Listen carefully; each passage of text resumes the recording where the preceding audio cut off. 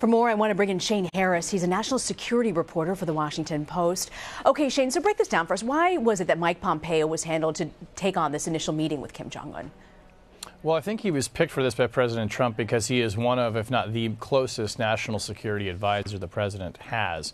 And the White House has decided in the initial outreach with North Korea before this summit to handle lines of communications through the intelligence agency, the CIA, rather than through the State Department, where, of course, President Trump had a famously rocky relationship with Secretary of State Rex Tillerson, now departed. So I think that he wanted someone he could trust, and he wanted to be able to handle it clandestinely. This meeting that Mike Pompeo had with Kim Jong Un was not announced. It was a very closely held secret and done under the auspices of the Central Intelligence Agency. So the news of Pompeo's meeting comes just as the Senate's considering his bid to become Secretary of State. Do you think that this helps, or does it hurt his chances of being confirmed?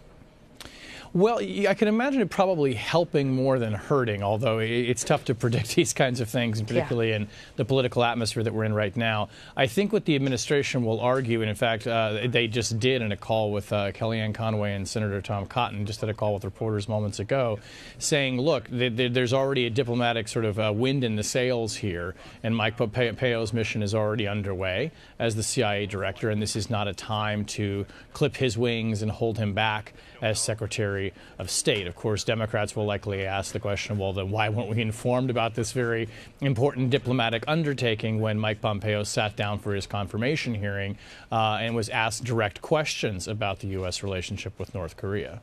What do you think ultimately it is, Shane, that the president really hopes to accomplish with these talks? You know, I think in the president's mind, and he has certainly said that he wants denuclearization and he wants stability and he kind of wants, peace in the peninsula. That is something that has eluded generations of presidents. The denuclearization issue, though, is the one that seems to be paramount in President Trump's mind. He has said that the United States will not allow North Korea to achieve a weapon that's capable of hitting the United States. And he was not prepared to go forward, we think, with this summit without getting assurances from the North Koreans that denuclearization was on the table. And it does appear that Pompeo was confident that the North Koreans are ready to negotiate for that. So the president said that there are, when you talk about potentially where this could happen, this is pretty significant, that there could potentially be 5 locations being considered for his meeting with Kim Jong Un.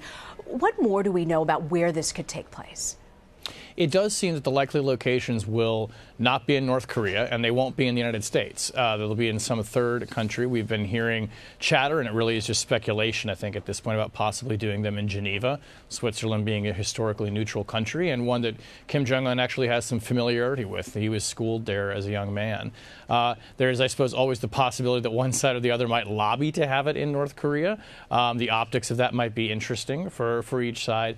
But I think it's more leaning towards a third country. This is also sort of the summit meetings like this are things that countries are used to doing in a third place, kind of a neutral country that doesn't have a stake in it. It just makes it easier for all involved. But the logistics of this will be tremendous. I mean, you're talking about in Kim Jong Un, someone who has rarely traveled outside his own country. He recently went to China and met there with its leader. But this is not a world traveler. And anytime the president goes anywhere, of course, he practically takes an army of security with him. Yeah. This will be a big event wherever they are. No, you're absolutely right. And good point that the North Korean leader doesn't really travel out of his country. I want to ask you also about President Trump yesterday, who told Japanese Prime Minister Shinzo Abe that he talked to Kim Jong Un about North Korea's abduction of Japanese citizens. Do you think that if the president is focused on denuclearization, why is this, did he mention, was this just because of Abe being there, or is this something significant to the president? Well, I mean, I can imagine that it's probably both. He does have a very close relationship with Shinzo Abe. It's one of the first foreign leaders that he really bonded with. And I'm sure on an emotional level, the president feels very strongly that this is a righteous cause that the Japanese are pursuing, wanting to know what happened to their citizens alleged to have been abducted many years ago in North Korea, whose families have been lobbying the Americans for a very long time to raise the issue. But as you point out, I mean, denuclearization is a big issue, so what else is going to be piled into this summit? I think in any instances like this, you always have to start lowering expectations. I'm sure the White House will bring this up. I don't know if there's really much confidence that it will lead to anything substantive, but I think that the president probably meant what he said when he said he would bring it up.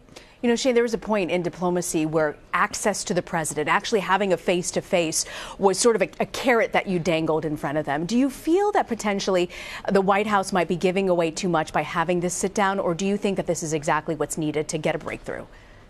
Well, the criticism of the approach by the administration has been just that they're moving too quickly, that President Trump agreed too fast to sit down with Kim Jong Un, that this is something, as you said, that leaders have been craving for decades there. On the other hand, there have been people, including, I should say, critics of the president's foreign policy, very strong critics, who say, look, this is potentially an opening. It's not every day the North Koreans and the Americans have some kind of strategic possibility of sitting down together. And I think the White House really, I suppose we should say, to its credit, has managed to secure what it believes are some terms for the negotiation by sending very high-level emissaries over to North Korea. And they didn't do that publicly. They weren't looking for publicity on that. So it does seem that they've invested a lot in these talks. As the president says, we will see, and that is true. I'd say that, but this is an historic moment, and the administration does appear to be quite focused on it. You're certainly right. It is a very historic moment. Shane Harris, thank you very much for joining us. You're welcome. Thank you.